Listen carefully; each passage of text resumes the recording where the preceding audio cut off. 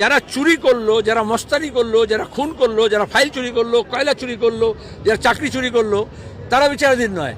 আর সাধারণ মানুষকে ভোটারদেরকে বলছে বিচারাধীন, যারা কোনো দোষ করেনি। আমরা নির্বাচন কমিশনের কাছে গেছিলাম। নির্বাচন কমিশন এত জড়িয়েছে, এত ছড়িয়েছে, বলেছে আমরা বিভিন্ন রাজ্য নিয়ে ব্যস্ত, সব রাজ্যে যাচ্ছি, আপনারা সিওর কাছে যান। আমরা সিওর কাছে এসছি, কারণ এটা সিও ইসিআই আলাদা করে আমরা দেখি না। নির্বাচন কমিশন আইন সংবিধান কিচ্ছু না মেনে আরএসএসের বিজেপির পরিকল্পনা মাফিক বিধানসভা ভোটের আগে এসআইআর এর নামে মানুষকে নির্যাতন করছে, এটাই আমরা বলেছিলাম। ম্যাপিং বলেছিল, তারপরে যখন ম্যাপিং হয়ে গেল, ম্যাপিংয়ের পরে আমরা দেখছি এখন অ্যাডজুডিকেশন। রাজ্য প্রশাসনের অফিসাররা একেবারে নিচুতলা থেকে ওপরতলা পর্যন্ত এবং কেন্দ্রীয় প্রশাসনের অফিসারগুলো তারা ফেল করেছে, তারা লোড করেনি, তথ্য পেয়েও করেনি। রাজ্য প্রশাসন আরও ঝামেলা করেছে, যেসব তথ্য চেয়েছে, কিন্তু যেহেতু রাজ্য প্রশাসনের লোক বেশি নেই, অফিসাররা সব নির্বাচনের কাজে ব্যস্ত হয়ে গেছে বললো এসআইআর এর নামে, যার ফলে ডোমিসাইল সার্টিফিকেট ইত্যাদি যে ডকুমেন্টসগুলো নেওয়ার কথা পঞ্চায়েত, পুরসভা, সরকারের কাছ থেকে, সেগুলো 2 মাস ধরে পাচ্ছে না। তাহলে নির্বাচন কমিশন বলছে এই ডকুমেন্টসগুলো নিয়ে আসুন। আর সবাই তো এগুলো রেডি রাখে না, যত অসহায় মানুষ তাদেরকে এইগুলো দেওয়া বন্ধ হয়ে গেল। আর যারা দিল, যাদের কাছে আছে থাকে, সেগুলো লোড করা হলো না। এগুলো ডেলিভারেটলি কেন্দ্র এবং রাজ্য সরকারের প্রশাসন এটাকে ঝুলায়নি, এটাকে বদমাইশি করেছে।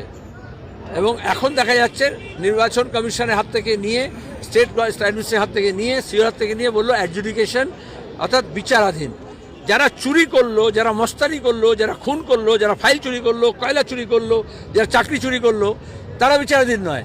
আর সাধারণ মানুষকে ভোটারদেরকে বলছে বিচারাধীন, যারা কোনো দোষ করেনি। এই জন্য আমরা আজকে এসেছি যে দ্রুত একটাও বিচারাধীন রাখা যাবে না। যে যা ডকুমেন্টস দিয়েছে, কোনো ভোটারকে ভোটার করা যাবে না, ডাউটফুল ভোটার করা যাবে না, বাংলাকে আসাম বানানো যাবে না। এবং তার সঙ্গে দাঁড়িয়ে যারা এর জন্য দায়ী তাদেরকে শাস্তি দিতে হবে। মানুষের রাগ বাড়ছে, ক্ষোভ বাড়ছে। যখন সিএনআরসি করার চেষ্টা করেছিল, 2 কোটিকে তাড়িয়ে দেবো বলেছিল, মোদির সাহস হয়নি এয়ারপোর্ট থেকে কলকাতা রাজভবনে আসার গাড়ি করে, হেলিকপ্টার করে এসেছিল। রাত্রে কলকাতায় থাকতে পারেনি, গিয়ে বেলুড়ে চলে গেছিল, মনে আছে তোমাদের?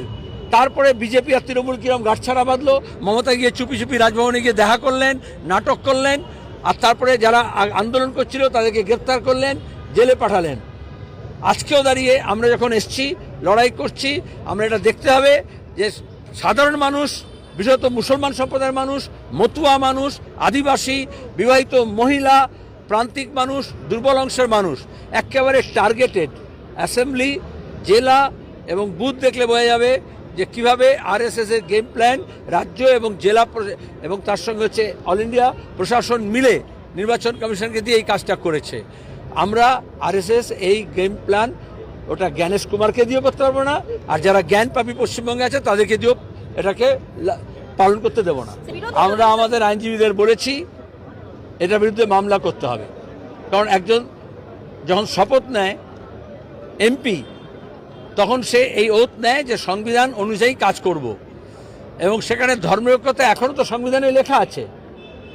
তাহলে ধর্মনিরপেক্ষতার বিরুদ্ধে কথা বলছে। সে তো তৃণমূলের নেতা ছিল, সে তো মন্ত্রী ছিল, তখন তো ওথ নিয়েছিল, তখন সেগুলো সমস্যা হয়নি।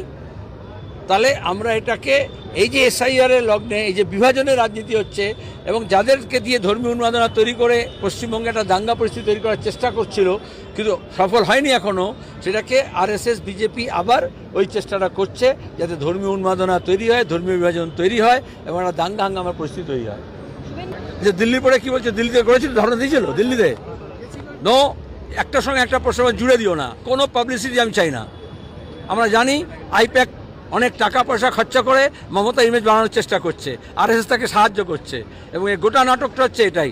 প্রথম কথা হচ্ছে যখন নুপুর শর্মার সময়, যখন সিএর সময়, যখন ওয়াকফের সময়, যখন এখানে মানুষ বিক্ষোভ করছিল, মমতা বলেছিলেন দিল্লিতে যাও। 100 দিনের কাজের প্রশ্নে মমতা ব্যানার্জি আর তার ভাইপো তারা দিল্লিতে গিয়ে নাটক করেছিল। আর এখন যখন ইলেকশন কমিশনের বিরুদ্ধে লড়ার কথা, তখন এখানে কেন ধর্ণা দিচ্ছেন? এখন কি বাংলা মানুষ তাকে বলতে পারে না যে দিল্লিতে যাও আর গিয়ে করো? আমরা দেখেছি রেড রোডে, আমরা দেখেছি রাজভবনে, যে রাজ্যের পুলিশ মানুষকে বিক্ষোভ দেখাতে দেয় না, মিছিল করতে দেয় না। তারা তাদের খরচায় হোক বা তোলাবাজের টাকা দিয়ে হোক, নিজেরা পাহারা দিয়ে এই সব মঞ্চ টঞ্চ সাজিয়ে দেয়। রাজভবনে দেখেছি, রেড রোডে দেখেছি, মেট্রো সিনেমা উল্টো দেখেছি। আগে মেট্রো সিনেমায় ফিল্ম রিলিজ হতো, এখন মেট্রোর উল্টো দিকে রিলিজ হয়।